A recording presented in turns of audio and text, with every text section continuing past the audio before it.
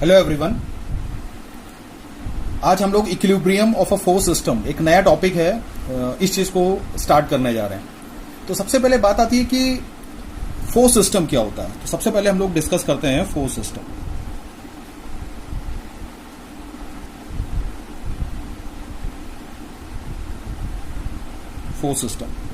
Force system का मतलब है कि system in which there are many forces. एक ऐसा सिस्टम जिसमें बहुत सारे फोर्सेस होंगे। They may be of different magnitude, अलग अलग मैग्नीट्यूड के हो सकते हैं, अलग अलग डायरेक्शंस के हो सकते हैं। किसी बॉडी पर बहुत सारे फोर्सेस लग रहे होंगे तो उन फोर्सेस के समूह को हम फोर्स सिस्टम कहेंगे। ठीक है। नॉर्मली जब हम न्यूमेरिकल प्रॉब्लम्स की तरफ आते हैं, इक्विलिब्रियम कंसेप्ट को ध्यान में रखते हुए चीजें बताई जा रही हैं। जब भी हम फोर्स सिस्टम को आते हैं तो हम नॉर्मली दो फोर्स सिस्टम को हम लोग स्टडी करते हैं।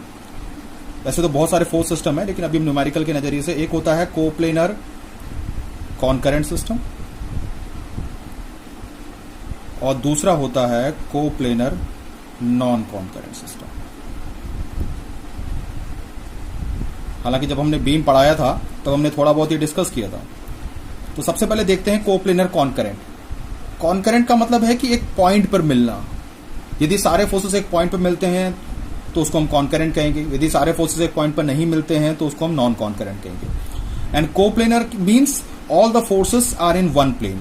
सारे फोर्सेस एक ही प्लेन में होंगे, और ये मतलब है कोप्लेनर कॉनकरेंट का। Means if all the forces are acting in one plane and they are meeting at one point, it is called coplanar concurrent. एक प्लेन में होने का मतलब है कि जैसे मान लो कोई दीवार है, दीवार पर आपने कई सारी लाइंस ड्रॉ कर दी, तो इसका मतलब वो सारी लाइंस उसी प्लेन में होंगी।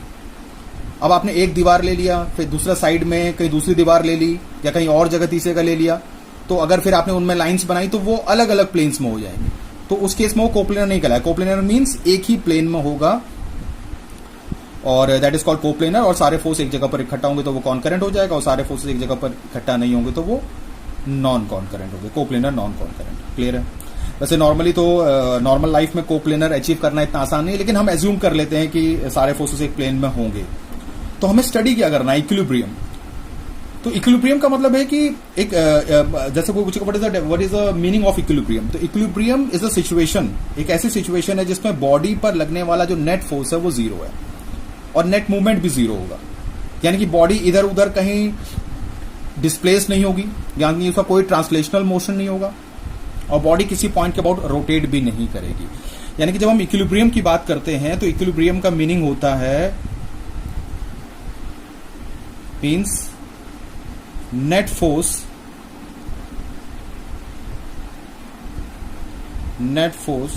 Should be equal to zero. Net force zero होना चाहिए, और किसी पॉइंट के अबाउट यदि हम उन सारे फोर्सेस को घुमा रहे हैं तो बॉडी घूमनी नहीं चाहिए, यानी कि net movement should be equals to zero. अब हम इसको मैथमेटिकली देखते हैं। नेट फोर्स का मतलब है, अगर मान के चलिए बॉडी पे बहुत सारे फोर्सेस लग रहे हैं और उन फोर्सेस का कोई रिजल्टेंट बन रहा है, that resultant should be equal to zero. अब रिजल्टेंट को हम पता करते हैं तो एक्स डायरेक्शन और वाई डायरेक्शन इस तरीके से मानते हैं। तो रिजल्टेंट के दो कंपोनेंट होते हैं, एक होता है समेशन एफ एक्स और एक होता है समेशन एफ वाई। यानी कि एक्स डायरेक्शन में सारे फोर्सेस को सम करेंगे, या सारे फोर्सेस को एक्स डायरेक्शन में तोड़ के रिजॉल्व करके ऐड कर देंगे, that should be equal to zero. और सारे फोर्सेस को वाई डायरेक्शन में रिजॉल्व करके तोड़ के फिर ऐड करेंगे, that should be equal to zero. तो ये तो हो गया summation net force zero. Net movement zero को हम लोग इस तरीके से लिख सकते हैं, summation of M equal to zero. यानी किसी भी पॉइंट के अबाउट सारे फोर्सेस का जो मूवमेंट हो वो जीरो होना चाहिए। अभी हम देखेंगे कैसे समेशन एफ एक्स बनाना है, कैसे समेशन एफ वाई बनाना है, कैसे समेशन एम बनाना है, ये सब। वैसे तो जब हम बीम की न्यूमेरिकल प्रॉब्लम सॉल्व की थी तो हमने summation F X, summation F Y, summation M के बारे में डिस्कस किया था, और वहां पर हमने इन चीजों को अप्लाई भी किया था। ठीक है। तो these are the three conditions of equilibrium. ये तीन कंडीशंस ऑफ इक्विलिब्रियम हम लोग कोप्लेनर के लिए अप्लाई करेंगे। जब एक प्लेन में होंगे तो वहां पर सिर्फ ओनली टू डायमेंशंस। जब एक प्लेन में होंगे तो यानी कि plane is basically two dimension, इसलिए टू डायमेंशन की बात है तो यहां पर सिर्फ एक्स और वाई की बात आ रही है, जेड की बात नहीं आ रही है। इसीलिए हम लोग वैसे तो अगर एक नॉर्मली कोई फोर्स स्पेस में है तो यानी थ्री डायमेंशन, वहां पर summation F X, summation F Y, summation F Z भी होता है। लेकिन जब हम कोप्लेनर की बात करते हैं तो वहां पर हम सिर्फ टू डायमेंशन लेंगे, इसीलिए हम लोग दो डायरेक्शन लेके चलेंगे, एक्स और वाई। तो जब हम कोप्लेनर कॉनकरेंट को लेते हैं तो कोप्लेनर कॉन्करेंट की जो प्रॉब्लम्स को हम सॉल्व करेंगे तो वहां पर हमें सिर्फ दो कंडीशन से हमारा काम चल जाता है, दैट इज समेशन fx0 और समेशन fy0। लेकिन जब हम कोप्लेनर नॉन कॉन्करेंट को करते हैं तो वहां हमें तीनों कंडीशन का इस्तेमाल करना है, मतलब समेशन m0 भी इस्तेमाल करेंगे, समेशन fy0 भी और समेशन fx0 इनका इस्तेमाल करेंगे। और summation m0 is very important. आप सोचे कि मैं कोप्लेनर नॉन कॉन्करेंट की प्रॉब्लम सॉल्व कर रहा हूं और मूवमेंट जीरो ना करूं, ऐसा नहीं। सबसे पहले आपको समेशन m इक्वल टू 0 ही अप्लाई करना पड़ेगा और कई बार आंसर्स इसी इक्वेशन से आ जाता है। समेशन fy समेशन fx की जरूरत ही नहीं पड़ती, लेकिन अगर वेरिएबल ज्यादा है तो आपको ये तीनों कंडीशंस ऑफ इक्विलिब्रियम का इस्तेमाल करना है। ओके, चलिए अब इक्विलिब्रियम हमारा टॉपिक चल रहा है, तो एक और चीज को हम लोग डिस्कस कर लेते हैं, दैट इज लामीज थ्योरम। तो let us discuss Lami's theorem.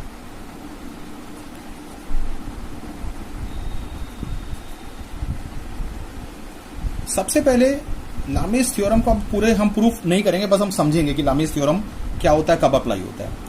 तो सबसे पहले यह पता होना चाहिए कि Lami's theorem is applicable for coplanar concurrent system. इसका मतलब है कि आपका सिस्टम कॉन्करेंट होना जरूरी है। एक तो कोप्लेनर कॉन्करेंट हो, यानी नॉन कॉन्करेंट के लिए एप्लीकेबल नहीं होगा। सेकंड सिचुएशन ये है कि body should acted only by 3 forces. Body पर सिर्फ 3 फोर्सेस लगने चाहिए और the body should be in equilibrium, यानी कि बॉडी ना तो डिस्प्लेस होनी चाहिए ना घूमनी चाहिए, यानी कि ना कोई ट्रांसलेटरी मोशन नहीं होना चाहिए। ट्रांसलेटरी मोशन का मतलब है simple in a line, and rotatory motion means rotation, यानी जब भी रोटेशन की बात आएगी तो मूवमेंट का आएगा। तो इसका मतलब है लामीज थ्योरम सिर्फ कॉन्करेंट सिस्टम के लिए अप्लाई होगा। अब लामीज थ्योरम कहता है कि अगर हम उसको डायग्रामेटिकली देखें, मान के चलते हैं कोई बॉडी है इस तरीके से, ये बॉडी रिजिड बॉडी, इस बॉडी पे 3 फोर्स लग रहे हैं 3 डिफरेंट डायरेक्शंस में इस तरीके से, और एक फोर्स एक हमने ऐसे मान लिया, एक ऐसे मान लिया, मान लेते हैं एक फोर्स हमारा इस तरीके से है, से इट इज F1, से इट इज F2 एंड से it is F3। Okay, they should be concurrent.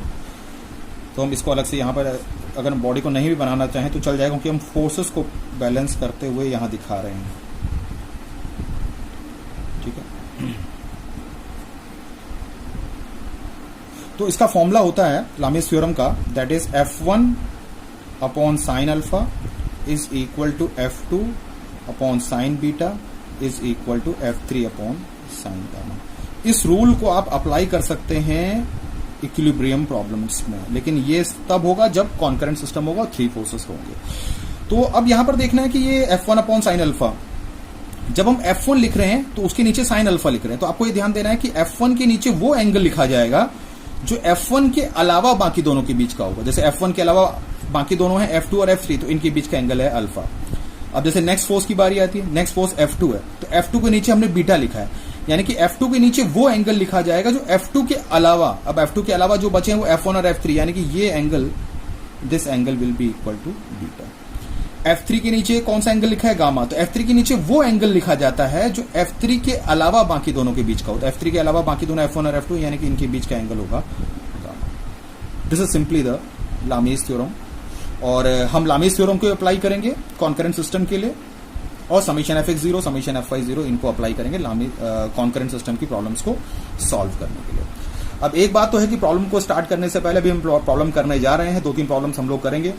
तो जब हम प्रॉब्लम्स करेंगे तो सबसे पहले हमें जो भी बॉडी दी होगी उसका एक फ्री बॉडी डायग्राम बनाना पड़ेगा। तो फ्री बॉडी डायग्राम का मतलब है एक ऐसा डायग्राम जिसमें बॉडी पर लगने वाले सारे फोर्सेस को हमको दिखाना पड़ेगा, बॉडी का वेट भी दिखाना पड़ेगा, बॉडी किसी सरफेस को टच कर रही है तो वहां से नॉर्मल रिएक्शंस दिखाना पड़ेगा, बॉडी रस्सी से अटैच्ड है तो उसमें टेंशन दिखाना पड़ेगा, मतलब बॉडी को पूरा फ्री करना पड़ेगा और सरफेसेस को हटा के सारे फोर्सेस दिखाने, कोई भी फोर्स मिसिंग नहीं होना चाहिए।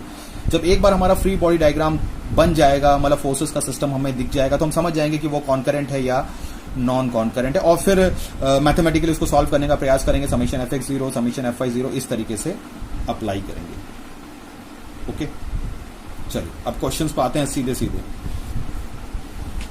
तो एक स्पेशल क्वेश्चन हम लोगों ने लिख रखा है, the roller is of mass 150 kg। एक रोलर है हमारे पास जिसका मास 150 kg है। What force P is necessary to start the roller. कितना फोर्स P हमें चाहिए ताकि ये रोलर स्टार्ट हो जाए।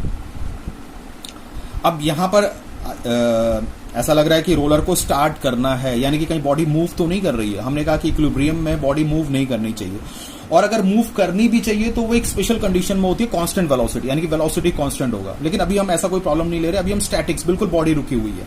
ये मैं समझना है कि हम लोग डायनामिक्स पे आ गए हैं, बॉडी मोशन कर रही है, ऐसा कुछ नहीं। यहां पर अगर स्टार्ट है तो जस्ट स्टार्ट है, यानी कि हल्का सा स्टार्ट हो रहा है, बस स्टार्ट भर करने के लिए आपको कितना फोर्स पी चाहिए। बॉडी अभी भी रुकी हुई है, स्टैटिक है, इक्विलिब्रियम मेंटेन्ड है। ओके, और रास्ते में एक अवरोध है, उसके पास एक ऑब्स्टिकल है जिसका साइज दे रखा है 100 मिलीमीटर, इस रोलर का जो रेडियस दे रखा है 175 मिलीमीटर, उसका मास दे रखा है। अब हमें ये जब तक हमें फोर्सेस नहीं दिखेंगे, यानी कि हमें फ्री बॉडी डायग्राम बनाना है, तो सबसे पहले हम लोग फ्री बॉडी डायग्राम बनाने की कोशिश करेंगे। एक चीज आपको और ध्यान रखनी है कि यहां पर एक हमें स्पेशल तरीके से, ये स्पेशल प्रॉब्लम है, स्पेशल तरीके से प्रॉब्लम इस तरीके से सॉल्व करेंगे कि जब ये बॉडी जस्ट उठना शुरू कर देगी, अगर जब ये बॉडी जस्ट स्टार्ट करना शुरू कर देगी, तो वो ग्राउंड से जो उसका कांटेक्ट है, जो ग्राउंड से उसका जो कांटेक्ट है वो खत्म हो जाएगा, यानी कि यहां से बिल्कुल हल्का सा वो उठ जाएगा। जब उठ जाएगा तो टच नहीं करेगा ग्राउंड को, जब ग्राउंड को टच ही नहीं करेगा तो वहां पर उसको कोई रिएक्शन नहीं मिलेगा। यानी कि इस केस में अगर यहां से अगर हम कोई नॉर्मल रिएक्शन एन लिखते हैं तो the value of N should be equal to 0, ये हमें लेके चलना पड़ेगा, तभी ये प्रॉब्लम सॉल्व होगी, तभी ये स्पेशल प्रॉब्लम रोलर को स्टार्ट करने वाली है। तो चलिए अब हम इसको सॉल्व कर रहे हैं, इसका बना रहे हैं free body diagram of roller का फ्री बॉडी डायग्राम। तो हमने इस रोलर को बिल्कुल फ्री कर दिया, अब इसका सेंटर पकड़ लिया, सबसे पहले उसका वेट मेंशन कर दिया, क्योंकि यहां पर मास दे रखा है 150 kg, आपको उसको वेट में करना पड़ेगा, और आपको पता है वेट का फॉर्मूला होता है that is equal to m into G, यानी कि this is equal to 150 into 10, G की वैल्यू को हम तो 10 ले लेते हैं, यानी कि this value will be equal to 1500। तो ये 1500 हमने यहां पर दिखा दिया। जो फोर्स उसमें पहले से दिखाया हुआ है क्वेश्चन में, उसको आप एज इट इज बना देंगे, दैट इज P, और ये इंक्लाइंड है, इसका एक एंगल हमें दे रखा है that is equal to 25 degree. अच्छा, अब एक बात और है कि ये रोलर इस जगह पर टच कर रहा है, यहां पर इस ऑब्स्टिकल के कोने को यहां पर टच कर रहा है, तो यहां जब कोई चीज टच करेगी, भले नुकीले पॉइंट पर टच करे, वहां पर रिएक्शन जरूर मिलेगा। लेकिन हम रिएक्शन कैसे निकालें? रिएक्शन के लिए तो आपको पूरा सरफेस होना चाहिए, जैसे यहां पर सरफेस था तो यहां से नॉर्मल रिएक्शन में सोचा, हालांकि वो 0 हो रहा है इस केस में, लेकिन आगे आने वाले प्रॉब्लम्स में होंगे रिएक्शंस वगैरह। तो हमारे पास एक हमें यहां से रिएक्शन चाहिए, तो रिएक्शन के लिए हम इस तरीके से समझ सकते हैं, मान लेते हैं ये सिचुएशन है, यहां से रिएक्शन है तो हम एक टेंजेंट यहां पर एज्यूम कर लेते हैं, एक स्पर्श रेखा यहां पर एज्यूम कर लेते हैं, तो this will act as a surface, ये एक सरफेस की तरह काम करेगा। अब हमें पता सरफेस के परपेंडिकुलर रिएक्शन होता है, सरफेस के परपेंडिकुलर जब भी रिएक्शन मिलता है सरफेस के, तो सरफेस के परपेंडिकुलर जब मिलेगा तो वो डेफिनेटली सेंटर से जाएगा। ओके, मान के चलते हैं इस पॉइंट को हम लोग बी मान लेते हैं, तो इस रिएक्शन का नाम हम NB होगा, मींस ये रिएक्शन यहां से ओरिजिनेट होगा और उसके सेंटर से जाएगा, और दिस विल बी परपेंडिकुलर। यानी कि अगर हम इस चीज को यहां पर ड्रॉ कर रहे हैं तो वो हमें सीधे सीधे इस तरीके से मिल जाएगा, that is NB। It is also inclined, तो हम एक एक्सिस यहां पर ड्रॉ कर सकते हैं। जब भी हम प्रॉब्लम सॉल्व करते हैं अधिकतर हम हॉरिजॉन्टल एक्सिस लेते हैं, वो कन्वीनियंट पड़ता है, एक्स एक्सिस टाइप में, इस तरीके से। अब जब तक हमें ये एंगल क्लियर नहीं होगा हम इस प्रॉब्लम को सॉल्व नहीं कर पाएंगे, यानी कि एंगल हमें चाहिए। अब हमें ये भी पता है कि ये 175 मिलीमीटर 100 मिलीमीटर साइज क्यों दे रखे हैं, ये ज्योमेट्री क्यों दे रखी है, इसका मतलब कहीं ना कहीं ये हमें एंगल निकालने के काम आएंगे, दैट इज NB का एंगल हॉरिजॉन्टल एक्सिस से। तो इसको हम लोग देखते हैं, कुछ इस तरीके से है, मान के चलते हैं ये हमने यहां पर इस तरीके से लाइन ड्रॉ कर दिया, ये लाइन हमने इस तरीके से ड्रॉ कर दिया, और ये लाइन इस तरीके से गई हुई है। अगर हम यहां पर इस तरीके से एक राइट ट्रायंगल एज्यूम करने की कोशिश करते हैं, मींस एक राइट ट्रायंगल हम इस तरीके से एज्यूम करने की यदि हम कोशिश करें, ये वाला, तो अगर ये एंगल फॉर एग्जांपल ये वाला एंगल, इसको हम लोग थीटा मान लेते हैं, तो अगर हम यहां पर एक लाइन, ये क्योंकि ये लाइन और ये लाइन पैरेलल है तो ये एंगल थीटा होगा, तो ये एंगल भी थीटा होगा, क्योंकि आपको पता है कि जब भी कोई लाइन जाती है, इस तरीके से लाइन गई,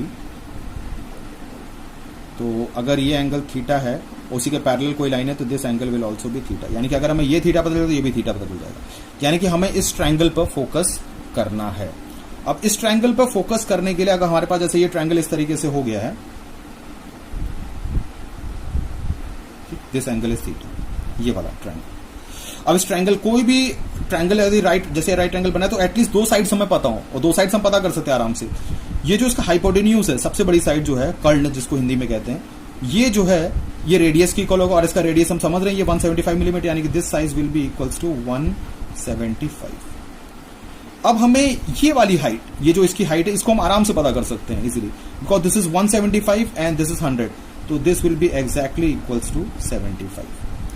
अब ट्रिग्नोमेट्रिकली देखें तो ये साइन थीटा को सेटिस्फाई कर रहा है, क्योंकि सामने वाली साइड और हाइपोटेन्यूज गिवन है, यानी कि हम लिख सकते हैं that is sine theta will be equals to 75 divided by 175। Okay, तो theta will be equals to sine inverse 75 divided by 170। इसको हम इजीली कैलकुलेटर से देख सकते हैं, and this angle is theta. Okay, चलिए अब आगे देखते हैं।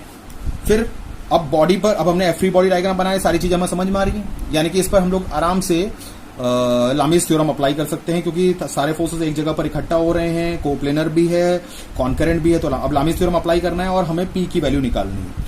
तो लामीज थ्योरम में लिखेंगे कोई भी फोर्स आप पकड़ सकते, कोई F1 F2 F3 इस तरीके से कोई भी आप फोर्स पकड़ सकते हैं। जैसे कोई फोर्स हमने पकड़ा दैट इज P, तो लिखा P अपॉन, जब P अपॉन लिखा, जब P के अपॉन में एंगल लिखना है तो P के अलावा बाकी दोनों के बीच का एंगल ये है पूरा 1500 एंड B के बीच में, दिस एंगल इज 90, तो 90 प्लस थीटा, यानी कि this will be equals to sine 90 plus theta. Okay, equal to, फिर हमारे पास दूसरा फोर्स है 1500, तो हम लिख सकते हैं 1500। जब हम 1500 के नीचे एंगल लिखेंगे तो ये वाला एंगल आएगा, क्योंकि NB और P के 1500 के अलावा NB और P के बीच का ये वाला एंगल लेना है, तो दिस एंगल विल बी, ये एंगल कैसे निकालेंगे, इस एंगल को निकालने के लिए पूरा ये 180 है, इसमें से थीटा 25 माइनस कर दें, यानी कि sine of 180 minus theta minus 25। तीसरा है फोर्स हमारे पास NB, तो NB के नीचे लिखना है, तो NB के नीचे हम कौन सा एंगल लिखेंगे, NB के नीचे हम वो एंगल लिखेंगे जो NB के अलावा, तो NB के अलावा P और 1500 के बीच का 90 प्लस 25, तो 90 और 25 यानी कि ये हो जाएगा 115 डिग्री। ओके, अब आपको P की वैल्यू निकालनी है, तो P की वैल्यू को हम इन दोनों को आपस में इक्वल करें, क्योंकि ये तो वैसे भी वेरिएबल है, हमें सिर्फ P से मत, अगर हमें रिएक्शंस भी निकालना हो तो B पॉइंट, तो हम इसको यूज कर सकते हैं, लेकिन अभी हम इन दोनों को यूज करके हम इजीली आंसर डिटरमाइन कर सकते हैं। तो यहां पर हम इस तरीके से लिख सकते हैं, यहां पर हम सॉल्व कर दे रहे हैं, P will be equals to, ये हो जाएगा 1500 साइन 90 प्लस थीटा, यानी कि ये हो जाएगा sine 90 plus theta, okay, divided by, और ये हो जाएगा sine of 180 minus theta minus 25। इन थीटा की वैल्यू को हम जब कैलकुलेटर से डिटरमाइन करेंगे तो P की value, the value of P की वैल्यू को डिटरमाइन हो जाएगी, और P की वैल्यू होगी 1719.93 न्यूटन के आसपास, ये हमारे P की वैल्यू डिटरमाइन हो जाएगी। Okay, 1719.93 Newton. तो इस तरीके से हमने ये स्पेशल प्रॉब्लम को सॉल्व कर लिया, which was based on equilibrium. चलिए अब इसी प्रॉब्लम को मॉडिफाई कर दे रहे हैं, तब देखते हैं क्या होता है क्वेश्चन में, क्योंकि प्रॉब्लम इसी प्रॉब्लम को चेंज करके देखते हैं। चलिए, तो देखिए सेकेंड प्रॉब्लम की सिचुएशन कुछ इस तरीके से हो जाएगी। तो रोलर वही हमारे पास, ओके, ये सरफेस है,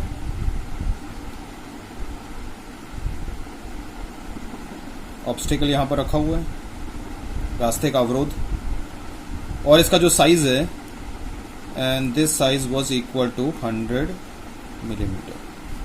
अब जो हम एक्सटर्नल फोर्स लगा रहे हैं इस रोलर को जस्ट स्टार्ट करने के लिए, वो समझ लीजिए कि एकदम हम टॉप पर लगा रहे हैं, सर्कमफ्रेंस पे, बिल्कुल रोलर के सर्कमफ्रेंस पे बिल्कुल स्ट्रेट हॉरिजॉन्टली लगा रहे हैं P, और जहां पर ये पॉइंट, जिस पॉइंट पर अप्लाई हो रहा है वो जस्ट सेंटर के टॉप पर है, यानी कि सेंटर से अगर कोई लाइन जोड़ी जाए तो सेंटर से लाइन और एक कॉन्टैक्ट पॉइंट दोनों सेम लाइन पर आ जाए। अब इस केस में हमें पता करना है कि P की वैल्यू डिटरमाइन करनी है to just start the roller over the block या ओवर द ऑब्स्टेकल, ये हमें करना है, और रेडियस हमारे पास है ये 175 मिलीमीटर। अब पिछले क्वेश्चन और इस क्वेश्चन में अंतर ये होगा कि पिछले क्वेश्चन में हमारा जो P फोर्स था वो सेंटर पर लग रहा था, लेकिन अब ये बाउंड्री पर लग रहा है। तो फिर अगर हम, और हमें पता है कि जब ये जस्ट उठना स्टार्ट करेगा तो यहां से जो नॉर्मल रिएक्शन होगा, that normal reaction will be equals to 0, ये तो हम अभी आपको बता चुके हैं। चलो, अब यदि कोई स्टूडेंट इसका फ्री बॉडी डायग्राम बनाता है, या एक बार में हमारे दिमाग में चले इसका फ्री बॉडी डायग्राम बनाने की कोशिश करते हैं, तो फ्री बॉडी डायग्राम कुछ इस तरीके से हमारे दिमाग में आएगा कि एक फोर्स पहले से P यहां पर मेंशन्ड है, P हो गया। इस बॉडी का वेट, रोलर का weight that is equal to 1500 newton. और जो ये पॉइंट हम लोगों ने बी माना था, तो इस बी पॉइंट से जो रिएक्शन मिलेगा उसको हम सेंटर से सेंटर से पास करते हुए दिखाएंगे, और हम सेंटर से पास करते हुए इसकी लाइन ऑफ एक्शन को आगे इस तरीके से ड्रॉ कर देंगे। तो हम इसको यहां पर दिखा देंगे इस तरीके से, दैट इज एन। सबसे पहले हमारे दिमाग में यही आएगा कि this is a free body diagram, लेकिन ये फ्री बॉडी डायग्राम सही नहीं है। ये फ्री बॉडी डायग्राम आपका गलत माना जाएगा। This free body diagram is wrong. कहना इसमें क्या गलती है? पी तो दिखाया हुआ है 1500 है और एनबी भी है, लेकिन यहां पर कुछ गलतियां हो रही हैं। सबसे पहले वो क्या गलती हो रही है, पहले उसको कंसेप्ट किसको समझ लेते हैं। कंसेप्ट क्या है हमारे पास? कंसेप्ट कुछ इस तरीके से होता है, if a body is acted by 3 forces. अगर मान के चलिए बॉडी में 3 फोर्सेस लग रहे हैं and body is in equilibrium, और बॉडी हमारी इक्विलिब्रियम पर है, मतलब बॉडी पर 3 फोर्स लग रहे हैं और बॉडी इक्विलिब्रियम पर है, मींस बॉडी पर लगने वाले नेट फोर्सेस 0 हैं। देन तब कंडीशन ये है, देन द 3 फोर्सेस, जो ये 3 फोर्सेस होंगे, then the 3 forces must be concurrent. तब तीनों फोर्सेस कॉन्करेंट जरूर होने चाहिए। यानी कि बॉडी पे यदि 3 फोर्सेस लगेंगे, सिर्फ 3 फोर्सेस लगेंगे और बॉडी इक्विलिब्रियम पर है, तो तीनों फोर्स का एक पॉइंट पर मिलना निश्चित है, ये तय है। वो मिलेंगे ही मिलेंगे। अगर नहीं मिल रहे हैं तो कुछ प्रॉब्लम है। इसको हम प्रूव भी कर सकते हैं सिचुएशन को, लेकिन अभी हम लोग समझ लेते हैं। अगर हम फ्री बॉडी डायग्राम ऐसा बनाएंगे तो ये तो कॉन्करेंट हो नहीं रहे, क्योंकि एनबी और 1500 सेंटर पर मिल रहे हैं और पी साइड से निकल जा रहा है। तो इसका मतलब हमें अपने फ्री बॉडी डायग्राम को करेक्ट करना है। अब हम किसको करेक्ट करें? इसमें कौन सा फोर्स ऐसा है जिसको हमने गलत बनाया है? देखते हैं। पी फोर्स तो पहले से मेंशन्ड है, इसको तो हम चेंज कर नहीं सकते। पी फोर्स पहले से मेंशन्ड है, तो इसको तो हम चेंज कर नहीं सकते हैं। बॉडी का वेट इसके सेंटर ऑफ ग्रेविटी पे डाउनवर्ड लगेगा, वो भी सही है। इसका मतलब है अगर कुछ गलत है तो वो ये एनबी, इस पर हमें फोकस करना पड़ेगा। अब किस तरीके से करेक्ट किया जाए? तो आपको ये दिमाग चलाना है कि इस केस में जो एनबी रिएक्शन होगा that will pass through this point. ये जो पी पॉइंट जहां पर है, पी फोर्स जहां पर लग रहा है उस जगह से गुजरेगा। इसका मतलब है कि यहां से जो नॉर्मल रिएक्शन होगा, जो रास्ते के अवरोध ने इस ब्लॉक को दिया, इस बॉल को दिया है, रोलर को दिया है, वो जो नॉर्मल रिएक्शन होगा that will pass through this point. Okay, तो यानी कि अगर हम एक्चुअल फ्री बॉडी डायग्राम बनाएं, सही से फ्री बॉडी डायग्राम बनाएं, तो आपका फ्री बॉडी डायग्राम कुछ इस तरीके से हो जाएगा। वेट यहीं पर लगेगा, दैट इज 1500, पी यहां पर है, और यहां से जो यहां पर ऑब्स्टिकल है, यहां से जो मिलने वाला जो रिएक्शन होगा that will pass through this point. इसको हम लोग मान सकते हैं इस तरीके से, दैट इज एनबी।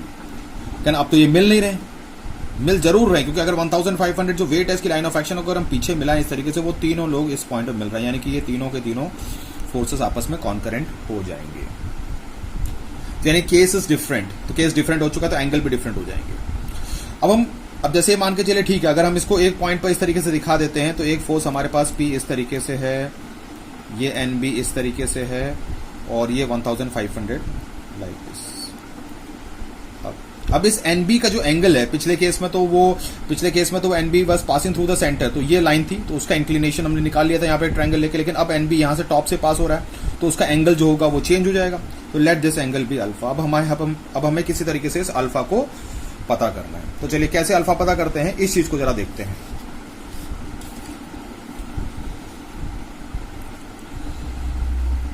तो फिर से रोलर को बना दे रहे हैं इस तरीके से। ज्योमेट्री हमें समझनी है। ये यहां पर हमारा ऑब्स्टिकल था, मान लेते हैं यहां पर कहीं सेंटर है और ये बाउंड्री पर है। हम सारी लाइन जोड़ सकते हैं। पहले हम इसको ऐसे जोड़ लेते हैं कि ये जो थी, ये एनबी की लाइन थी इस तरीके से, और इसके सेंटर से पास होते हुए एक ट्रायंगल हमारा इस तरीके से बन जाएगा। ओके, ये इस तरीके से बन जाएगा। फिर ये यही था हमारा, this was force, that was NB, ये एनबी फोर्स था हमारे पास। ओके, एनबी फोर्स था। अब ये angle, this angle is alpha, तो ये एंगल भी अल्फा होगा इस तरीके से। इस अल्फा को पता करना है। तो सबसे पहले हम क्या कर रहे हैं, इसको पहले सेंटर से इस तरीके से ज्वाइन कर ले रहे हैं। सेंटर से ज्वाइन कर लेंगे तो हमें पता है यहां से ये जो सेंटर है, सेंटर से बाउंड्री तक ये रेडियस हो जाएगा, रेडियस 175। ये हम लोगों ने पहले ही बता दिया था, दैट वाज 75। क्योंकि ये इस ब्लॉक का जो रास्ते में ऑब्स्टिकल है उसका साइज जो है वो 100 है और ये 175 होता है 75 था। तो इसका मतलब है अब हमारे पास दो ट्रायंगल हम समझ सकते हैं इस तरीके से। एक ट्रायंगल हमारे पास इस तरीके से है, बड़ा वाला ट्रायंगल, जिसका ये कंप्लीट जो हाइट है दैट इज इक्वल टू 250, क्योंकि 175 plus 75 250। Okay, and this angle is alpha. अब अल्फा पता करने के लिए एटलीस्ट आपके पास दो साइड हो, एक साइड तो आपके पास है, या तो ये मिले या फिर हाइपोटेन्यूज मिले। तो इस बेस की तरफ हम फोकस करते हैं, मान लेते हैं इस बेस को एक्स लिख लेते हैं। अगर हमें एक्स किसी तरीके से मिल जाए तो हम इस पर tan अल्फा लगा के अल्फा की वैल्यू डिटरमाइन कर सकते हैं। तो यानी कि हमारा टारगेट है दिस इज एक्स। अब आप देखिए एक्स छोटे वाले ट्रायंगल के लिए भी बेस है, बड़े वाले के भी बेस है। तो अगर हम छोटे वाले ट्रायंगल पर इस तरीके से फोकस करते हैं तो दिस एंगल इज थीटा, ये हमने थीटा माना था, this is 75 and this is x. और ये जो सबसे बड़ी साइड है, ये यहां से सेंटर से लेके ये रेडियस के बराबर था, दैट इज 175। तो आप इसमें पाइथागोरस का थ्योरम भी लगा सकते हैं। तो पाइथागोरस का थ्योरम अप्लाई करेंगे तो हमारे पास हो जाएगा 75 का स्क्वायर प्लस एक्स का स्क्वायर इज इक्वल टू 175 का स्क्वायर।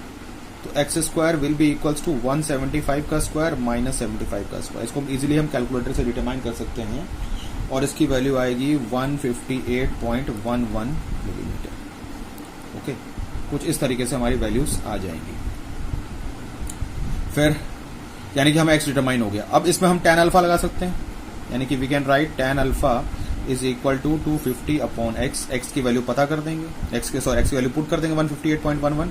तो alpha will be equals to tan inverse 250 divided by 158.11 और अल्फा की वैल्यू आ जाएगी that is equal to 57.68 degree. This will be the value of alpha. Okay, अब हमारे पास free body diagram कुछ इस तरीके से था। This was the force P, this was NB and this was the weight that is equal to 1500 and this was the angle that was equal to alpha। ये हमारे पास alpha था। अब इस पर आराम से हमें P पता करना है तो हम लामीज थ्योरम लगा सकते हैं। ये एंगल 90 होगा तो लामीज थ्योरम अप्लाई कर देंगे। तो हम लोग लिख देंगे अप्लाइंग लामीज थ्योरम। फिर अप्लाई लामीज थ्योरम तो हम लोग इजीली लिख सकते हैं। लामीज थ्योरम को अप्लाई कर देंगे तो P को ले लेते हैं, P अपॉन, जब P को लेंगे तो बाकी दोनों के बीच का एंगल होगा that will B 90 plus alpha, यानी कि साइन, क्योंकि ये 90 अल्फा है, जब कोई फोर्स लेते हैं तो फोर्स के नीचे वो एंगल लेते हैं तो उसके अलावा बाकी दोनों के बीच का होगा, यानी NB और 1500। तो ये 90 प्लस अल्फा यानी कि 57.68 है, यानी कि ये हो जाएगा साइन 147.68 डिग्री। 90 में 57.68 जोड़ देंगे तो इतना आ जाएगा। फिर आ जाएगा 1500। जब 1500 लिखेंगे के नीचे वो एंगल लिखेंगे जो इसके अलावा NB और P है, ये एंगल हमें लेना है इन दोनों के बीच का। तो ये 180 माइनस अल्फा हो जाएगा, यानी कि साइन 180 डिग्री माइनस 57.68 डिग्री। आपको सिर्फ P डिटरमाइन करना है तो आप NB को नहीं भी लिखेंगे तो चलेगा, उसकी जरूरत नहीं है। तो यानी कि यहां से P की वैल्यू हो जाएगी that is equal to 1500 sine 147.68 degree divided by and this value is sine 122.32 degree. इस तरीके से आप P की वैल्यू को इजीली डिटरमाइन कर सकते हैं। बाकी चीजें आप कैलकुलेटर पर डाटा फीड कर सकते हैं। मेन आपने ये देखना है कि सरकमफ्रेंस पे फोर्स लगा देंगे और बाउंड्री पर सेंटर पे फोर्स लगा देंगे तो दोनों के केसेस समांतर हो जाएंगे और जो एज यहाँ से इस पॉइंट से जो रिएक्शन निकलेगा वो बाउंड्री वाले जगह, क्योंकि P फोर्स बाउंड्री पर लग रहा है तो वहीं से NB को आपको दिखाना पड़ेगा। इस चीज को आपको ध्यान रखना पड़ेगा। ओके, चलिए अब इसी में एक और क्वेश्चन बना देते हैं। चलिए एक और क्वेश्चन इस तरीके से बना देते हैं। मान लेते हैं फिर से वही रोलर ले लेते हैं इस तरीके से, मतलब एक ही टाइप के 3 क्वेश्चंस। ओके, अब यहां पर फिर वही ऑब्स्टिकल है, ये हो गया। उसके बाद ये यहां पर एक पॉइंट है। अब इसमें ये लिखा हुआ है डिटरमाइन, क्वेश्चन इस तरीके से फ्रेम कर देते हैं, बना देते हैं। Determine the value of force P applied at the center of the roller,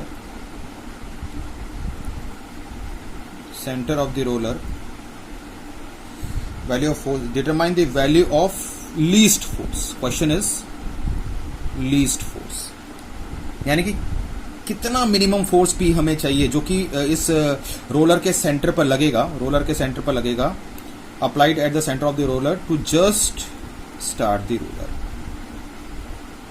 यानी कि प्रॉब्लम बिल्कुल एक जैसी है, लेकिन 3 डिफरेंट क्वेश्चंस हमने बना दिए उसके।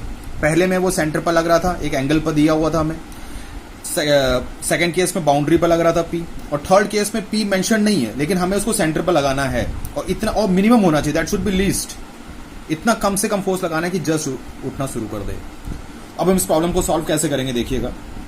सबसे पहले फ्री बॉडी डायग्राम बना देते। अब हमें पी के बारे में दिया वो नहीं हुआ है डायग्राम में, लेकिन हमें पता है कि पी लगाना हमारे जरूरी है। तो मान लेते हैं कि पी जो है वो सेंटर पर लग रहा है किसी डायरेक्शन में, पी एक जनरल डायरेक्शन मान लेते हैं, say it is at an angle of theta angle पर लग रहा है। अब कोई पूछेगा ये तो आपने इंक्लाइन मान लिया, तो ये हॉरिजॉन्टल भी तो हो सकता था। ठीक है, अगर हॉरिजॉन्टल के केस में मिनिमम होता तो थीटा की वैल्यू ऑटोमेटिकली 0 आ जाएगी, मैथमेटिकली कैलकुलेट करके 0 आ जाएगी, तो पी अपने आप हॉरिजॉन्टल हो जाएगा। यानी कोई थीटा 10 डिग्री होगा, 20 डिग्री भी हो सकता है, 30 डिग्री भी, हमें थोड़ी पता कि वो हॉरिजॉन्टली ही मिनिमम लगेगा, इंक्लाइंड भी मिनिमम लग सकता है। अगर हॉरिजॉन्टली मिनिमम लगना होगा तो मैथमेटिकली कैलकुलेट करके थीटा की वैल्यू ऑटोमेटिकली 0 आ जाएगी। इसलिए हमें एक जनरल सिचुएशन लेनी है कि P is at an angle of theta. अब इसका फ्री बॉडी डायग्राम बनाते हैं। यहां से नॉर्मल रिएक्शन 0 होगा, फटाफट काम कर सकते हैं हम लोग। अब ये सेंटर पर लग रहा है तो ठीक है, दिस इज पी। ये जो यहां से नॉर्मल रिएक्शन मिलेगा बी पॉइंट से, वो सेंटर से ही गुजरेगा, एन बी, और इसका weight that is equal to 1500, okay. And this angle is theta, और इस एंगल को जो यहां पर मान के चलते हैं, इस एंगल को हम थोड़ी देर के लिए कोई नया एंगल मान लेते हैं, दैट इज गामा। इस गामा को तो हम इजीली निकाल सकते हैं, हम लोग पहले भी निकाल चुके थे। इस तरीके से सिचुएशन थी, ये सेंटर है, सेंटर पे ये इस तरीके से एक ट्रायंगल हम एज्यूम कर सकते हैं यहाँ पर। अगर इस ट्रायंगल को हम बड़ा करके देखें तो ये हमारा गामा है, and this is 75 and this was 175। तो यहाँ पर हमने साइन लगाया ही था, sine gamma is equal to 75 divided by 175। हमने लगाया था 75 divided by 175, okay. Sine gamma 75 divided by 175, तो गामा की वैल्यू हो जाएगी साइन इनवर्स 75 डिवाइडेड बाई 175। ये हमने पता कर लिया था पहले भी, वहां पर हमने थीटा माना था, लेकिन थीटा यहाँ पर एंगल मान लिया है, इसलिए हमने इसको एंगल को चेंज कर दिया, दैट इज गामा।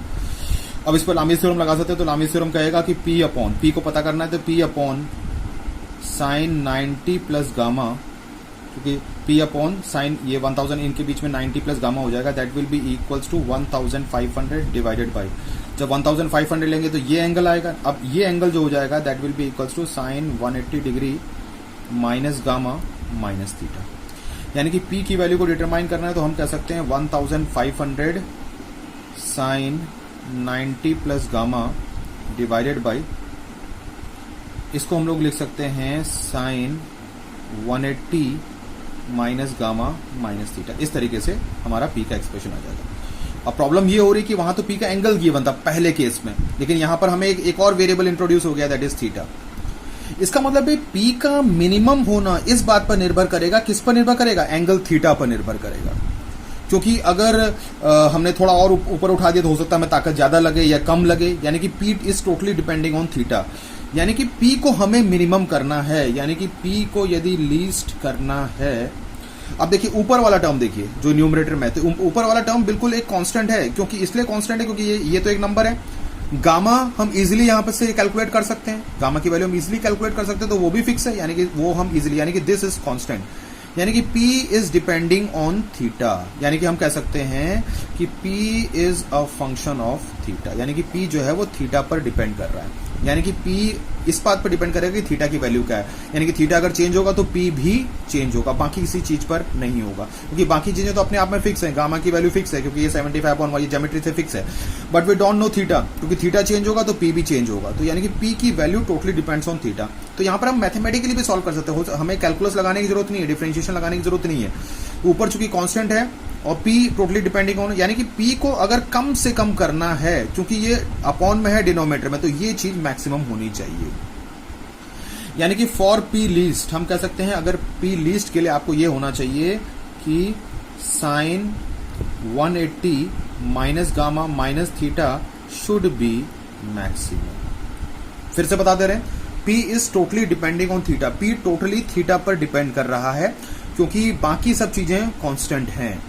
अब एक्सप्रेशंस को देखते हुए लग रहा है कि अगर ये कांस्टेंट है तो यानी कि P सिर्फ नीचे वाले पर डिपेंड करेगा, और नीचे वाला चूंकि ट्रिग्नोमेट्रिक फंक्शन है तो हम ये कह सकते हैं कि P is a function of theta. लेकिन चूंकि वो अपॉन में है तो P को कम से कम होना है तो इसको ज्यादा से ज्यादा होना होगा मैथमेटिकली। तो P को कम से कम होना है तो ये मैक्सिमम होना चाहिए। और चूंकि ये ट्रिग्नोमेट्रिक फंक्शन है, किसी भी ट्रिग्नोमेट्रिक किसी भी साइन थीटा की साइन ऑफ सम एंगल की जो मैक्सिमम वैल्यू होती है वो 1 होती है। यानी कि हम कह सकते हैं कि sine of 180 minus gamma minus theta should be equals to 1। Maximum value sine की 1 होती है। 1 तभी होगा जब ये एंगल कितना हो जाएगा, दैट इज 90 डिग्री। इसका मतलब हम यहां से ये कह सकते हैं कि 180 degree minus gamma minus theta is equal to 90 degree. यानी कि हम कह सकते हैं कि gamma plus theta is equal to 90 degree, यानी कि ये 90 होना चाहिए। Gamma plus theta that should be equal to 90 degree. Okay, gamma plus theta that should be equal to 90। अब गामा हमारे पास यहां पर है तो हमारा यहां से इसका मतलब है थीटा निकल जाएगा। Theta will be equals to simply equals to 90 minus gamma. कोई बहुत बड़ी प्रॉब्लम वाली बात नहीं, आराम से ये चीज हो सकती है। तो इसका मतलब हमने वो थीटा पता कर लिया जब P की वैल्यू मिनिमम होगी। तो थीटा डिटरमाइन हो गया। अब जब थीटा हमारे पास डिटरमाइन हो गया तो हम P की लीस्ट वैल्यू इजीली डिटरमाइन कर सकते हैं। तो यानी कि P लीस्ट यानी कि P का एक्सप्रेशन ये रहा, ये हमारे पास एक्सप्रेशन था P का। तो यहां से अगर हम P लीस्ट निकालना चाहें तो सिंपली हो जाएगा 1500 साइन 90 प्लस गामा को आप कॉस गामा भी लिख सकते हैं। Sine 90 plus theta is cos theta, तो कॉस गामा लिख सकते हैं। और नीचे है sine 180 minus gamma minus theta, तो sine 180 minus gamma minus theta it will become sine 90 degree. यानी कि P लीस्ट की वैल्यू सिंपली हो जाएगी 1500 कॉस ऑफ गामा। ओके, इस तरीके से हम कर सकते हैं। फिर से बता दे रहे हैं, ये हमारे पास एक्सप्रेशन था। हमने यहां पर थोड़ा सा मैक्सिमम मिनिमम ट्रिग्नोमेट्रिकली हमने पता कर लिया कि gamma plus theta is equal to 90 degree, तो theta is equal to 90 minus gamma. अगर हमारे गामा कैलकुलेटर से निकलता है तो हम ये आराम से पुट कर सकते हैं। अब P की वैल्यू डिटरमाइन करनी है तो हम यहाँ पर पुट कर दें P is equal to 1500 sine 90 plus gamma. आप चाहे साइन 90 प्लस गामा एंगल को ऐड करके भी कैलकुलेटर से देख सकते हैं या कॉस गामा करके भी पुट कर सकते हैं। और नीचे हमारे पास एंगल है 180 माइनस गामा माइनस थीटा। अब 180 माइनस गामा माइनस थीटा, जब थीटा की वैल्यू 90 माइनस थीटा की वैल्यू 90 माइनस गामा पुट करेंगे तो सब कैंसिल हो जाएगा, सिर्फ 90 बचेगा। तो यानी कि और ये 1 हो जाएगा and P list is equal to 1500 cos gamma. हम इस थ्योरम अप्लाई कर रहे हैं। अब नेक्स्ट प्रॉब्लम को करने से पहले कुछ चीजें सीख लेते हैं, दैट इज क्योंकि रेजोल्यूशन ऑफ फोर्सेस, यानी कि फोर्सेस को ब्रेक करना। क्योंकि हम अभी तक तो देख रहे हैं कि दोनों प्रॉब्लम्स की उसमें लामीज थ्योरम अप्लाई हो रहा है, लेकिन यदि समेशन fx0 समेशन fy0 अगर अप्लाई करना होगा तब क्या होगा, तब तो हमें फोर्सेस को ब्रेक करना पड़ेगा एक्स डायरेक्शन और वाई डायरेक्शन। तो फोर्सेस को रेजोल्यूशन को देख लेते हैं। तो सिंपल है, अगर कोई फोर्स इस तरीके से है that is F, if it is making an angle of theta with some reference, और हमें अधिकतर एक्स एक्सिस को लेना है, सबसे इजीएस्ट एक्सिस होती है एक्स एक्सिस। तो इसको हम दो कंपोनेंट में ब्रेक कर सकते हैं, एक एक्स डायरेक्शन में, इसको लिख सकते हैं Fx, और एक वाई डायरेक्शन में, और इसको लिख सकते हैं Fy। बस ये शर्त है कि एंगल जो है वो एक्स एक्सिस से बना होता है। तो ट्रिग्नोमेट्री लगा सकते हैं, तो बहुत सिंपल है, सभी स्टूडेंट्स को पता भी है सारी चीजें। तो Fx is equal to F cos theta and Fy is equal to F sin theta, इस तरीके से। ओके, चलिए ये तो हो गया। और दूसरी चीज एक और है कि जब हम किसी फोर्सेस को तोड़ेंगे तो हम क्वाड्रेंट का कंसेप्ट यूज करेंगे। तो आपको 2-3 चीजें ध्यान रखनी है अपने रेजोल्यूशन में। मान के चलते हैं कोई फोर्स एस इस तरीके से दे रखा है, कोई फोर्स इस तरीके से दे रखा है, कोई फोर्स इस तरीके से दे रखा है, और कोई फोर्स इस तरीके से दे रखा है। से इट इज F1, से इट इज F2, से इट इज F3 एंड से इट इज F4। आपको ये चीज ध्यान रखनी है कि क्वाड्रेंट के जैसे this is first quadrant, this is second quadrant, this is third quadrant, this is fourth quadrant, this is positive x axis, this is negative x axis, this is positive y axis, this is negative y axis. Quadrant ले लिया अब, और चारों forces को एक एक quadrant में हमने फिट कर दिया। और हम जो एंगल लेंगे हमेशा एक्स एक्सिस से लेंगे। अगर कभी वाई से दे भी रखा है तो 90 में से माइनस करके एक्स से पता कर सकते हैं। मान के चलते हैं ये एंगल θ1 है, ये एंगल θ2 है, ये एंगल θ3 है, और ये एंगल θ4। ओके, अब जब और फिर हमें क्योंकि भाई फोर्स वेक्टर है तो हमें डायरेक्शंस को भी ध्यान रखना पड़ेगा। जैसे मान के चले अगर हम समेशन एफ एक्स बनाना चाहते हैं, समेशन एफ एक्स का मतलब है सारे फोर्सेस को एक्स डायरेक्शन में तोड़िए, रिजॉल्व करिए और ऐड कर दीजिए। जैसे इसका कंपोनेंट हो जाएगा F1 cos θ1, सिंपल, क्योंकि फोर्स एक्स एक्सिस एंगल बना रहा है तो कॉस में आ जाएगा। F2 को लिख सकते हैं F2 cos θ2, थर्ड को लिख सकते हैं F3 cos θ3 और अगले को लिख सकते हैं F4 cos θ4। कंपोनेंट्स लिख दिए। अब इनके आगे हमने थोड़ा जगह दे रखा है साइन के लिए। अब चूंकि ये फर्स्ट क्वाड्रेंट में फोर्स है तो इसका एक्स कंपोनेंट पॉजिटिव ही होगा, यानी कि प्लस में है। सेकेंड क्वाड्रेंट में यदि फोर्स जाएगा तो उसका एक्स कंपोनेंट नेगेटिव होगा, यानी कि माइनस। और थर्ड में भी एक्स कंपोनेंट नेगेटिव होता है तो माइनस, और फोर्थ में एक्स कंपोनेंट प्लस होता है तो प्लस। इसके आगे यहां पर प्लस का साइन लगा देंगे। तो आपको क्या क्या चीजें ध्यान रखनी है? पहला कि जो भी फोर्स हो वो एक्स एक्सिस से एंगल बना रहा हो। अब कोई स्टूडेंट सोचेगा कि जैसे अगर कभी कभी ऐसा भी तो हो सकता है कि इसमें हमने क्या गलती की है, भाई ये F2 जैसे फोर्स है, इसका एंगल यहां से भी तो गिवन हो सकता है। F2 को अगर हम यहां से पूरा पॉजिटिव एक्सिस से मेजर करें, फॉर एग्जांपल ये, लेकिन आपको ये ध्यान रखना है कि जो भी हम एंगल ले रहे हैं वो एक्यूट एंगल लेंगे, यानी कि नजदीक वाली एक्सिस से लेंगे। ये वाला एंगल कंसीडर करेंगे, ये वाला। ये चीज आपको देना, तब क्वाड्रेंट का कंसेप्ट आपका फिट बैठेगा इन सारी चीजों में। क्योंकि अगर हम यहां से लेंगे तो फिर हमें माइनस को लगाने की जरूरत नहीं है। तो आपको बस ध्यान देना है कि जो थीटा एंगल है that should B acute, ACUT, acute. Acute का मतलब है थीटा 90 डिग्री, यानी कि नजदीक वाली एक्सिस से, भले वो नेगेटिव एक्सिस से ही क्यों ना हो, थीटा एक्यूट होना चाहिए। और theta angle should be with x axis, x axis से बना होना चाहिए। वाई से अगर बना भी होगा तो आप एक्स 90 में से माइनस करके एक्स से बना लीजिए, क्योंकि हम हमेशा चाहते हैं कि एक्स कंपोनेंट हमेशा कॉस में लिखा जाए, वाई वाला हमेशा साइन में लिखा जाए। सिंपल रखना है, कॉम्प्लिकेटेड प्रॉब्लम्स में देख लिया जाएगा, लेकिन अधिकतर हम सिंपल ही रखना चाहते हैं इस तरीके से। तो एक नजदीक वाले, ताकि हमें क्वाड्रेंट इस तरीके से, क्वाड्रेंट के हिसाब से हम साइन को लिख सकें। और वैसे भी समझ सकते हैं फर्स्ट क्वाड्रेंट में एक्स होता है प्लस, वाई भी होता है प्लस, मतलब एक्स कंपोनेंट। और सेकंड क्वाड्रेंट में एक्स कोऑर्डिनेट हमने पढ़ा भी है, नेगेटिव होता है, वाई पॉजिटिव होता है। थर्ड वाले में दोनों नेगेटिव होते हैं, एक्स नेगेटिव वाई नेगेटिव। और फोर्थ वाले में एक्स पॉजिटिव वाई नेगेटिव। तो आप इसको कंपोनेंट के हिसाब से भी सोच सकते हैं कि फर्स्ट में था इसलिए पॉजिटिव है, सेकंड में एक्स नेगेटिव है, थर्ड में नेगेटिव है, फोर्थ में पॉजिटिव है।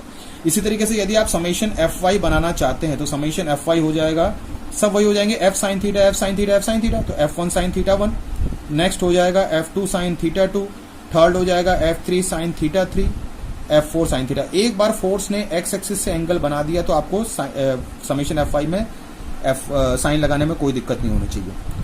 फर्स्ट क्वाड्रेंट में है तो पॉजिटिव, सेकंड क्वाड्रेंट में भी पॉजिटिव, थर्ड में नेगेटिव, फोर्थ में नेगेटिव। इन चीजों का आपको ध्यान रखना है कि थीटा शुड बी एक्यूट, नजदीक वाली एक्सिस से बना होना चाहिए 90 से कम, और थीटा एक्स एक्सिस से एंगल बना होना चाहिए, ताकि एफ एक्स में एफ कॉस थीटा और एफ वाई में एफ साइन थीटा लगा जाए। इसके अलावा ये कुछ पॉइंट्स हो गए। ओके, अब सी एक और पॉइंट है, if a force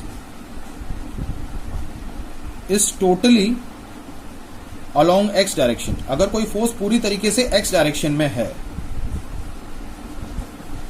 then it will be written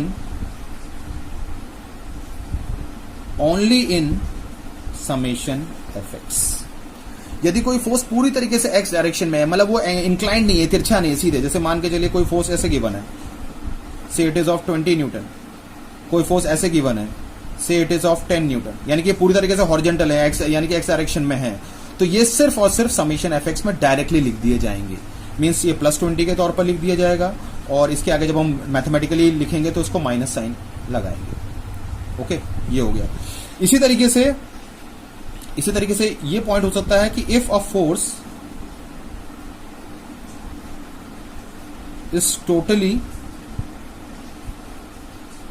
along y direction, मान के चलते हैं कोई फोर्स पूरी तरीके से वाई डायरेक्शन में है, देन इट विल बी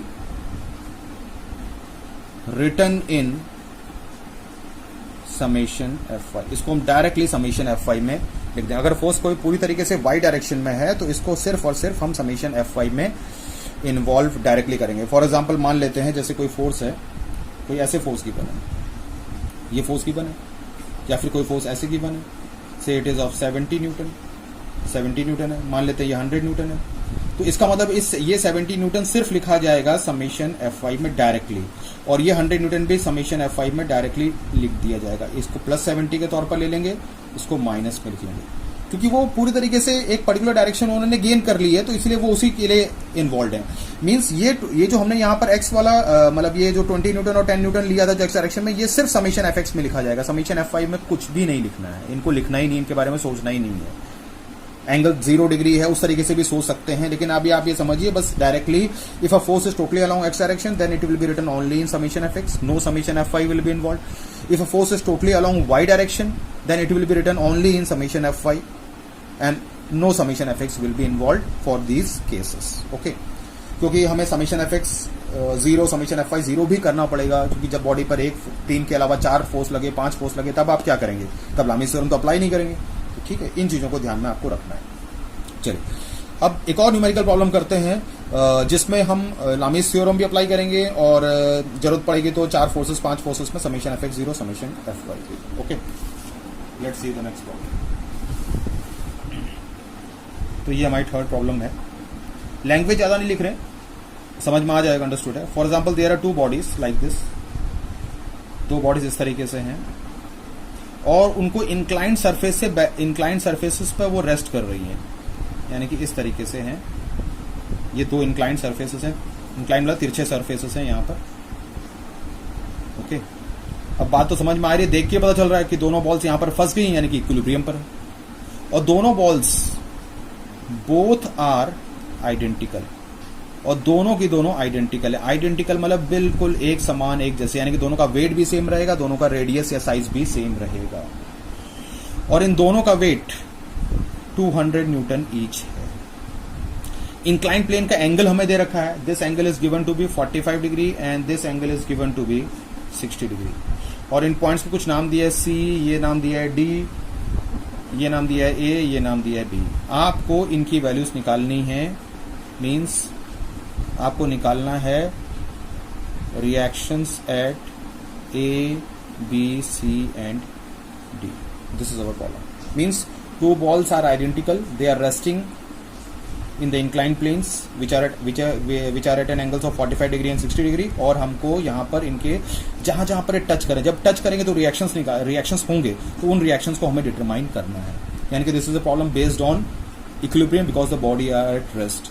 तो इसको हम फर्स्ट बॉडी कह लेते हैं, इसको सेकंड बॉडी कह लेते हैं, और हमें पता है फ्री बॉडी डायग्राम बनाएंगे तभी तो हमें फोर्सेस दिखेंगे, तभी तो हम जब फोर्सेस दिखेंगे ही नहीं तो हम कहां से उस पर लामीज थ्योरम या समेशन Fx 0 समेशन Fy 0 लगाएंगे। तो हमें सबसे पहला काम है फ्री बॉडी डायग्राम बनाना और एंगल्स को सेट करना, और एंगल्स हमेशा एक्स एक्सिस से ही ड्रॉ करना चाहिए, वो थोड़ा ईजी पड़ता है।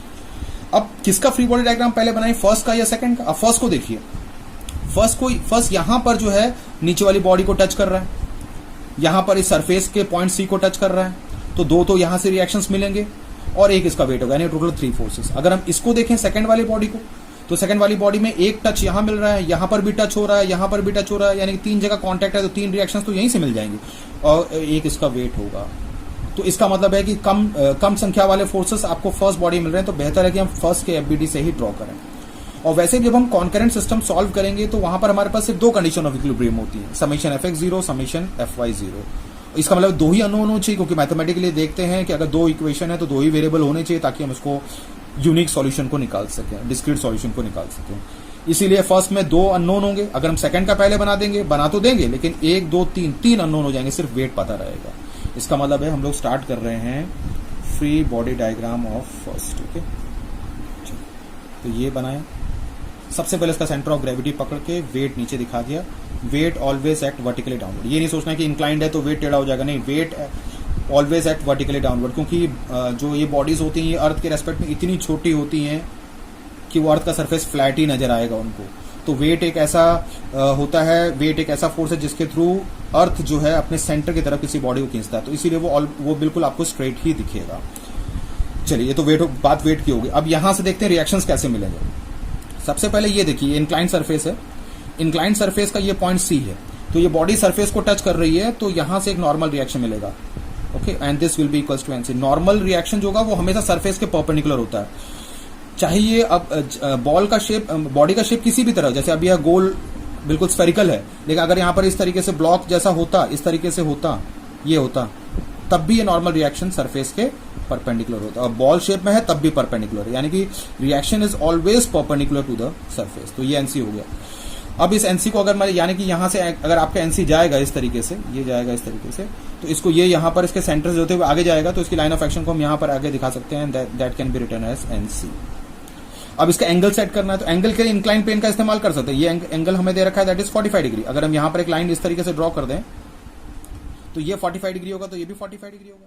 अल्टरनेट ये एंगल और ये एंगल आपस में सेम होते हैं, तो ये थीटा है तो ये भी थीटा होगा, ये 45 लेकिन अब ये 90 है पहले परपेंडिकुलर, तो ये पूरा स्ट्रेट लाइन है तो पूरा 180 होगा 180, तो ये 90 है 45, तो ये 45 ही होना चाहिए क्योंकि ये भी 90 बनेगा, ये और भी टोटल 90। इसका मतलब है this angle is equal to 45 degree.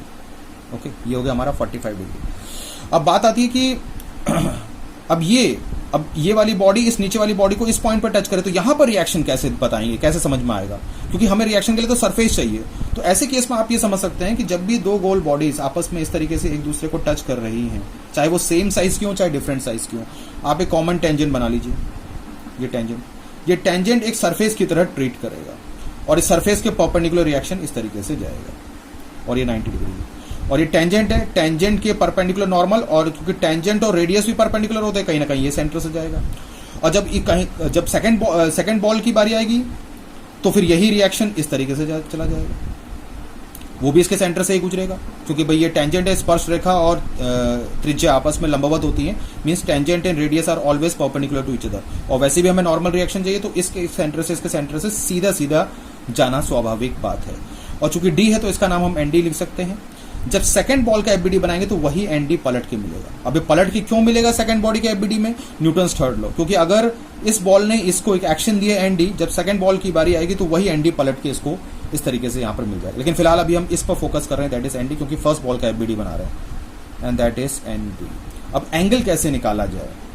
Angle के लिए हम इस तरीके से समझ सकते हैं कि क्योंकि एनडी है, इंक्लाइंड है, तो जब भी कोई फोर्स तिरछा होता है, एक्स के रेस्पेक्ट में देखना है आपको, तो ये एंगल, फॉर एग्जाम्पल इस एंगल को अल्फा मान लेते हैं, तो ये एंगल हमारा अल्फा होगा। आप ऐसे समझ सकते हैं कि दोनों बॉल्स चूंकि आइडेंटिकल है, अगर ये हॉरिजॉन्टल सरफेस पर रखी रहती इस तरीके से, तो इसका सेंटर यहां से उतनी ही हाइट पर होता जितना इसका सेंटर भी उतनी हाइट पर होता, तो इसके सेंटर से सेंटर को जोड़ने वाली लाइन ये वाला और ये सरफेस आपस में पैरेलल हो जाता। अब यहां पर केस है इंक्लाइन का, this is the incline case, तो इसका सेंटर हुआ, इसका सेंटर हुआ, ये सरफेस है, इसका सेंटर उतनी ही परपेंडिकुलर डिस्टेंस पर होगा जितने पर ये होगा, क्योंकि दोनों बॉल्स का साइज सेम है। तो अगर हम ये दोनों लाइन को इस तरीके से एक लाइन इसके सेंटर से सेंटर ड्रॉ कर दें, तो ये लाइन और ये लाइन आपस में पैरेलल होंगे। तो इसका मतलब है इसका एंगल, इस इंक्लाइन प्लेन का एंगल कितना दे रखा है, दैट इज 45 डिग्री। तो अगर हम इसको यहां पर इस तरीके से एज्यूम करते हैं तो ये एंगल भी 45 डिग्री हो जाएगा। तो इसका मतलब ये एंगल भी हो जाएगा दैट इज 45 डिग्री, यानी कि this angle equals to 45 degree. Okay, अब इस पर हम जल्दी से हम लामीज थ्योरम अप्लाई कर देते हैं। तो लामीज थ्योरम ये कहेगा कि एनसी अपॉन साइन, जब एनसी लिखेंगे तो बाकी दोनों के बीच का एंगल अल्फा प्लस ये 90 है, तो 90 प्लस 45 यानी कि साइन 135 डिग्री। जब एनडी लिखेंगे नेक्स्ट फोर्स एनडी, तो एनडी के अलावा एनडी के नीचे वो एंगल जो बाकी दोनों के बीच का हो, तो एनसी और 200 के बीच का, तो ये 90 प्लस 45 ये भी वही हो जाएगा साइन 135 डिग्री। अगला फोर्स हमारा 200, जब 200 लिखेंगे तो इन दोनों के बीच का देखेंगे, तो इन दोनों के बीच का एंगल ये होगा, और ये 90 ही होना चाहिए। क्यों? क्योंकि पूरा 180 है, तो 45 90 माइनस करेंगे तो 90 बचेगा। ओके, तो यहां से पहले और तीसरे को आपस में इक्वल कर सकते हैं और दूसरे और तीसरे को इक्वल कर सकते हैं, तो यहां से एनसी, और चूंकि दोनों के डिनोमिनेटर में नीचे सेम है, तो N C will be equals to 200 sine 135 degree. ये और ये इक्वल करेंगे तो 200 into sine 135 divided by sine 90 degree, और ये आ जाएगा 141.42 मीटर। चूंकि इसके डिनोमिनेटर में सेम है, तो इसका मतलब है यहां से एनडी की वैल्यू भी वही आ जाएगी, that is 141.42 metre. Okay, this is N C and this is N D. चलिए, ये तो हो गया फर्स्ट का फ्री बॉडी डायग्राम। अब सेकंड का फ्री बॉडी डायग्राम देखते हैं, free body diagram of the second body. इसको नेक्स्ट पर हम देखें। एक बार और फिर से ड्रॉ कर लेते हैं सेकंड वाली की सिचुएशन के लिए। ये इसका इंक्लाइन प्लेन था, ओके, और ये बस यहां पर दूसरी बॉडी थी इस तरीके से। और इन पॉइंट्स के नाम थे, this point was A, this point was B, this point was D, okay, and this point was, this angle was 60 degree and this angle is 45 degree. अब इसका सेकेंड वाले का एफबीडी बना रहे हैं, free body diagram of second, okay. तो इसका FBD देखते हैं, ये बनाया, इसका वेट भी 200 है, तो हम 200 बिल्कुल आराम से सिस्टमैटिक वे में दिखा सकते हैं, दैट इज इक्वल टू 200। अब बहुत ध्यान से करना है, सबसे पहले यहां पर अभी हमने डिस्कस किया था, जब भी दो गोल बॉडीज इस तरीके से आपस में होती हैं तो जो वो एक दूसरे को रिएक्शन देती हैं वो एक बॉडी के सेंटर से दूसरी बॉडी के सेंटर पर जाते हैं। तो यहां पर हमने इस तरीके से था, that is equal to N D, और यहां पर भी इस तरीके से हम देख सकते हैं, that is equal to N D, okay. तो ये एन डी था, क्योंकि न्यूटन्स थर्ड लॉ का जितना इस पर एक्शन होगा उतना ही। अभी हम इस सेकंड बॉडी का एफबीडी बना रहे हैं, ये तो फर्स्ट था, ये सेकंड का बना रहे हैं, अभी हम सेकंड पर फोकस कर रहे हैं, तो इसका मतलब वही एन डी पलट के इस तरीके से हमें मिल जाएगा, that is an D, okay. तो चलिए एन डी, अब इसका एंगल हमें देखना है। अब जितना ये एंगल होगा, फॉर एग्जाम्पल ये एंगल हमने जो लिया था दैट वाज अल्फा, वही पलट के एंगल मिलेगा, दैट इज अल्फा, क्योंकि अगर लाइन सेम जा रही है इस तरीके से, अगर लाइन सेम जा रही है तो if this angle is alpha then this will also be alpha, यानी कि अगर हम यहाँ पर हॉरिजॉन्टल, और हमें पता सिर्फ हॉरिजॉन्टल लाइन खींचने की आदत डाल लीजिए, तो this angle will also be alpha, alpha. और ये अल्फा हम लोगों ने देख लिया था, that alpha was equal to 45 degree. ज्यादा सोचना नहीं, अभी अब सिर्फ एनडी पे फोकस कर रहे हैं, एक काम हमारा हो गया। अब यहां से बी से रिएक्शन, अब बी से ये देखिए, ये इस बॉडी को फिर से सोचते हैं, अब ये पॉइंट हमारा बी है, तो बी से जो रिएक्शन मिलेगा वो इस सरफेस के परपेंडिकुलर मिलेगा, और ये बॉडी इस वाले इंक्लाइंड सरफेस को टच कर रही है अभी यहाँ पर बी पॉइंट पर। तो इसका मतलब है हम इस तरीके समझ सकते हैं कि ये रिएक्शन आपको मिलेगा and that is equal to N B and this angle is equal to 45 degree. तो वही लाइन खींच देते हैं, यहाँ से लाइन खींचेंगे तो this angle will also B 45 degree. ये 90 डिग्री है पूरा, अगर ये 45 डिग्री है तो ये पूरा 180 जाना है, तो 90 पहले हो चुका है, तो 45 तो बचा भी 45, यानी कि ये एन बी यहाँ पर इस तरीके से मिलेगा। लाइन ऑफ एक्शन को आगे बढ़ा दें and that is equal to N B and this angle is 45 degree, और ये अल्फा भी हमारा 45 डिग्री ही था। और एन डी हमें नोन है, एन डी को हमें टेंशन लेने की जरूरत नहीं, वो तो हमने पहले पता कर लिया था फर्स्ट वाले में, और उसकी वैल्यू 141.42 आई थी, यानी अभी हमारे पास एन बी क्वेश्चन मार्क है। अब बात आती है एन ए की, एन ए यहां से। अब इसके लिए हमें, क्योंकि ये बॉडी इस इंक्लाइन सरफेस को यहां पर टच कर रही है, अब इस इंक्लाइन सरफेस पर हम आ जाए, ये वाला, और ये एंगल हमारे पास 60 डिग्री है, तो यहां से, अब यहां से हमें ध्यान देना है, इसका नाम होगा एन ए, और कहीं नहीं, क्योंकि अब ये इंक्लाइन सरफेस अब ये इस्तेमाल होगा, ये 60 डिग्री है, तो फिर हम लाइन ड्रॉ कर लें और ये एंगल 60 डिग्री हो जाएगा, this angle will be equals to 30 degree, क्योंकि ये पूरा 90 है, तो पूरा ये सरफेस गया 180 डिग्री, तो ये 30 डिग्री है, 60 60 दिस इज 30। तो इसका मतलब है यहां से हम एक बना लें reaction N A and this angle is equal to 30 degree and N A B our question mark. अब इसमें गलती करते हैं स्टूडेंट, क्या गलती करते हैं जरा देख लेते हैं। जो हमने सेंटर टू सेंटर रिएक्शन बनाया था, कई बार स्टूडेंट ऐसे सोच लेते हैं कि जैसे सेंटर टू सेंटर बनाया था इस तरीके से, जब ये एन डी का एंगल हमने जो 45 डिग्री लिया था, तो कई बार स्टूडेंट ऐसे समझ लेते हैं कि जैसे अगर ये इंक्लाइन प्लेन है, ये इंक्लाइन प्लेन है, तो इसका सेंटर और इसका सेंटर वो तो जाएगा ही जाएगा, अभी बताया था आपको, जैसे इसको एनडी ये कर लिया और एनडी ये कर लिया इस तरीके से। और कई बार स्टूडेंट्स क्या गलती कर देते हैं कि इस एनडी को यहाँ पर आगे यहाँ पर टच इस तरीके से करा देते हैं, और ये वाला जो एंगल है, ये वाला एंगल जो है 60 डिग्री, इसकी सहायता से इस एनडी के एंगल को निकालने की कोशिश करते हैं, इस एनडी के एंगल, लेकिन ऐसा कुछ नहीं है। ये सेंटर टू सेंटर तो रिएक्शन जाएगा एनडी वो के, लेकिन ये जहां पर ये इसको सरफेस को स्ट्राइक कर रहा है वहां पर कोई जरूरी नहीं कि वहीं पर जाएगा, ऐसा कुछ नहीं है। हो सकता है दिखने में डायग्राम बनते वक्त ऐसा बन गया है, लेकिन इसके सेंटर टू सेंटर इस सरफेस के इस पॉइंट से हो सकता है कि वो ऐसे चला जाए, ये सेंटर है, ये सेंटर है, ये इस तरीके से चला जाए सेंटर टू सेंटर, और सरफेस का जो रिएक्शन वाला पॉइंट है, सॉरी टच वाला जो पॉइंट है वो यहां पर हो, यहां पर हो। तो वो डायग्राम, क्योंकि अगर बिल्कुल बराबर नाप के अगर मेजर करके आप बनाएंगे तो इसके सेंटर टू सेंटर वाली लाइन जहां पर ये कॉन्टैक्ट टच कर रहा है वहां से नहीं जाएगी। इसलिए आपको बिल्कुल भी गलती ये नहीं करनी कि सेंटर टू सेंटर वाला जो एंगल हमने 45 डिग्री लिया था उसका इस 60 डिग्री से कोई भी लेना देना नहीं है, कोई भी लेना देना नहीं है। वहां पर चूंकि बॉल्स दोनों सेम साइज की थी तो वो सेंटर टू सेंटर वाली लाइन बिल्कुल इसके पैरेलल चली जा रही थी, इसलिए हमने 45 डिग्री का यूज किया। और बाकी जहां पर वो बॉडी सिंगल सरफेस को टच कर रही है वहां पर इन इंक्लाइंड सरफेसेस के जो एंगल है उनका इस्तेमाल करेंगे। जैसे ये बॉल यहां पर इधर टच कर रही थी तो इसलिए हमने 45 डिग्री को यूज किया। ये बॉल यहां पर इधर 60 डिग्री वाले इंक्लाइन को तो उससे हमने 30 डिग्री एंगल कैलकुलेट कर दिया। इन चीजों का आपको ध्यान रखना है। ओके, तो अब हम देखते हैं इस पर कंडीशंस ऑफ इक्विलिब्रियम लगाते हैं, क्योंकि यहां पर कंडीशंस लामीज थ्योरम तो लगा नहीं सकते क्योंकि यहां पर 4 फोर्सेस हैं। तो चलिए अब इस पर लगाते हैं summation of F x equals to 0।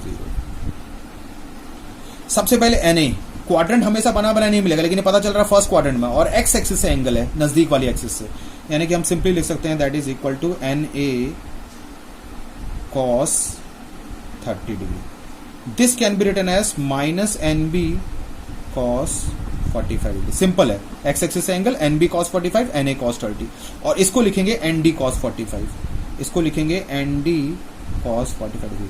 N A cos 30, N B cos 45, N D cos 45, बस इस तरीके से आपको लिखते जाना है और कुछ नहीं है, लिखते जाना है एंगल लगाते हुए cos cos cos 30 45 45। First quadrant में पॉजिटिव, सेकंड में नेगेटिव, थर्ड में भी negative, and that is all equal to 0। तो ये इक्वेशन आपके पास हो गई summation of F x equals to 0।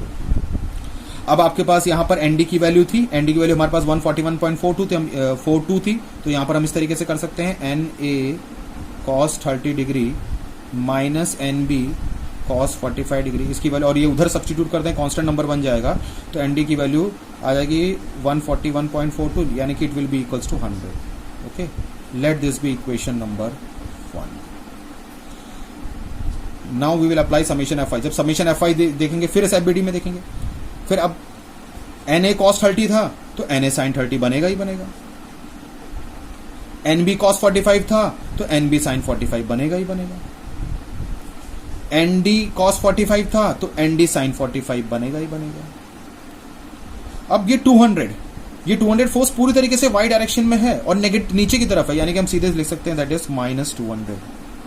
इस 200 को हमने समेशन एफ एक्स में कहीं पर भी नहीं दिया क्योंकि ये पूरी तरीके से वाई में था, यानी कि सिर्फ वाई के लिए बना है, एक्स में अगर कोई फोर्स ऐसा था ही नहीं, इसलिए हमने इस तरीके। अब हमें इसके साइन लिखना है, फर्स्ट क्वाड्रेंट में वाई पॉजिटिव, सेकंड में वाई कॉम्पोनेंट नेगेटिव, थर्ड में भी Y component negative, minus 200 negative था इसलिए that is equal to 0। Sorry, second में वाई पॉजिटिव होगा तो यहां प्लस हो जाएगा, तो यानी कि इक्वेशन हो जाएगी N A sine 30 degree plus N B sine 45 degree. N D की वैल्यू 141.42 थी, इसे पुट करेंगे और ये और ये नंबर उधर चले जाएंगे, that will be equals to 300। Let this be equation number. तो ये हमारे पास सेकंड इक्वेशन इस तरीके से हो गई। अब ये फर्स्ट है, ये सेकंड है, इसको हम इजीली डिटरमाइन कर सकते हैं। दो वेरिएबल है एन ए और एन बी, तो इसमें से हमारे जो आंसर्स आ जाएंगे, आंसर्स हमारे कुछ इस तरीके से आएंगे। एक आंसर आ जाएगा आपका 292.82 newton, that will be equals to N A, और सेकंड हो जाएगा हमारा N B and that will be equals to 217.2 newton. ये कोई बड़ा काम नहीं है, ये हम इजीली अपने साइंटिफिक कैलकुलेटर से सॉल्व कर सकते हैं। ओके, कोई बड़ा काम नहीं है, इसको हम इजीली सॉल्व कर सकते हैं। इस तरीके से इक्विलिब्रियम की ये स्पेशल प्रॉब्लम्स हैं। इक्विलिब्रियम की और स्पेशल प्रॉब्लम्स हम लोग नेक्स्ट टर्न पर कंटिन्यू करेंगे, कहीं कोई दिक्कत वाली बात नहीं है, क्योंकि अब हम फ्री बॉडी डायग्राम बनाना, एंगल्स को सेट करना, लामीज थ्योरम लगाना, यही सबसे इंपॉर्टेंट है। एक बार आप फ्री बॉडी डायग्राम सही बना लेंगे, लेकिन हो सकता है एंगल्स की गलती हो जाए, जैसे यहाँ पर स्टूडेंट्स गलती कर सकते हैं, या सेकंड वाले केस में एफबीडी गलत बना देंगे, ट्रिग्नोमेट्री भले सही लगा देंगे। इस चीज से आपको ध्यान रखना है। तो वीडियोस को हम आगे नेक्स्ट टर्न पर कंटिन्यू करेंगे। वीडियो अच्छे लगे तो आप सब्सक्राइब जरूर कर दीजिएगा, लाइक्स और कमेंट्स जरूर लिखिएगा। Thank you very much.